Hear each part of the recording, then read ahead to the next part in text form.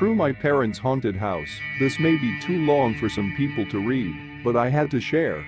This is the first time I am posting anything online about this. I am a 31-year-old woman, married, and recently moved back in with my parents. Due to moving back to the town I grew up, my husband and I are taking our time looking for our own place. Due to wanting something nice in the area, and that is usually hard to find, this story takes place in my parents' house, starting back 10 years ago. A description of the house for a bit of content: it's a 2-story, brick-stone house in city limits, but still surrounded by nothing but woods. You have to go through a garage that leads into the kitchen with the first bedroom to your left. Past the kitchen is the main living room, and to the right is the hall that is very open. In this area you will find the main dining room and second living area. But if you continue straight, you will see the staircase to your left, and even further straight is my parents' bedroom and bathroom. Going up the stairs you will come to the third living area. Yes, this is a huge house, with 2 sets of French doors side by side, that lead to the outside balcony. Going straight, the sharp left leads you to the other 3 bedrooms and 2 bathrooms. This is where the story takes place. The first time I stepped foot into this house, I immediately felt off, like something just was not right. I felt a presence, but I did not know what or who it was. I brushed it off thinking I was just reading too much into it. I continued to feel this for the next couple of years, and because of this I did not much enjoy visiting them. My parents liked to gamble a lot back then, so they would ask me to babysit my baby brother and sister one day on the weekend. My boyfriend, now husband, loved them, so he would always babysit with me. The first few times I really did not pay attention to the feeling I would get, because we would be busy playing or eating with the kids. After that, things kinda chilled out, and we would end up watching movies until it was time for us to go to bed. Now, my husband is a freak of nature, lol. It's like he falls asleep the second his eyes are closed. Me, on the other hand, takes me forever to get comfortable enough to wind down my mind. I also do not sleep well, even when I do finally get to sleep. This night was the first time I saw and heard something in this brand new house. In this room, the bed is facing the doorway, but not directly in front of it. With the double doors open, you can see the front of the staircase, and all the way down the hallway, as long as the light is on, that is. This night only one of the hallway lights were on.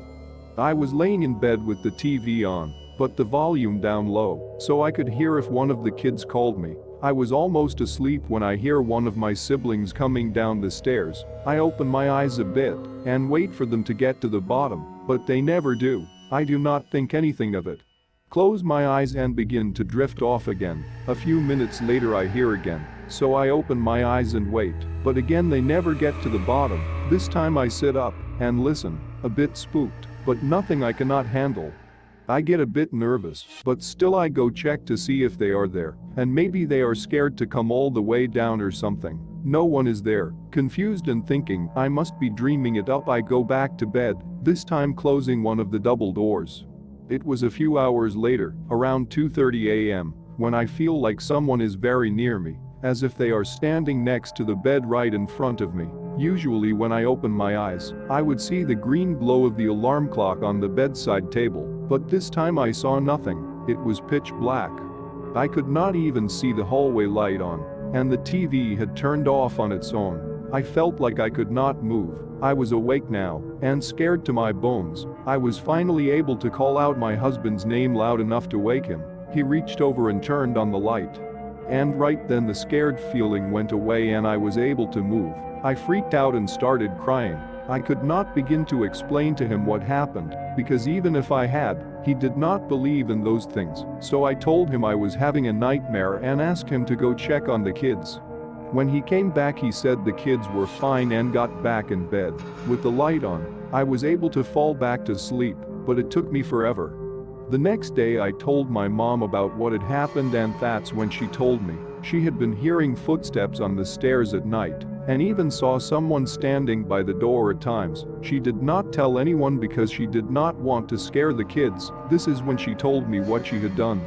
She wanted to know what was going on in her house, so she went and bought a voice recorder. One day she decided to use it and went upstairs while everyone was gone. She asked your typical questions of who is here? What do you want? "And why are you here?" and then said, "You have passed away and need to go into the light. You are not welcome here." The next day she decided to leave the recorder in one of the bedrooms upstairs while it was recording for about 4 hours while she was out running errands.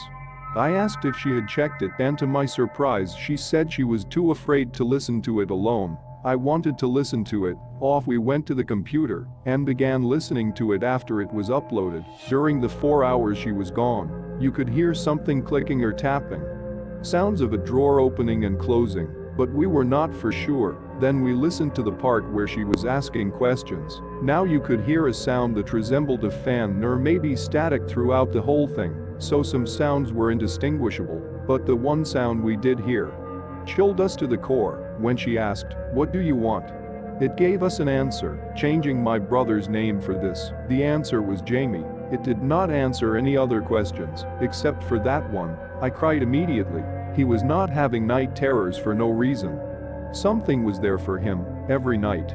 We soon asked a friend to cleanse the house. For a long time everything has been okay. My brother stopped having night terrors. My mom was able to sleep comfortably, and all was good again. Until now. I have been living in this house for a month and a half.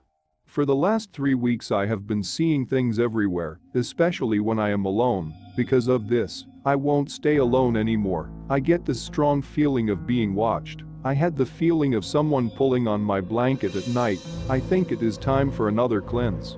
Oh, and Justin Fee, I am the third generation on my mother's side of the family that is able to see spirits. My dad's side of the family has, in the past before I was born, practiced black magic. I do not like speaking to them, and I won't dabble in any of the spiritual stuff most people do.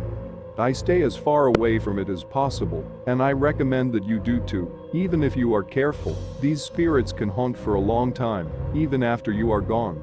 Update. So I'm sitting in the living room floor playing with my nephew. Mom's on the left couch, and sister is on the right couch. My nephew has a toy piano that is made of cloth and can be folded up.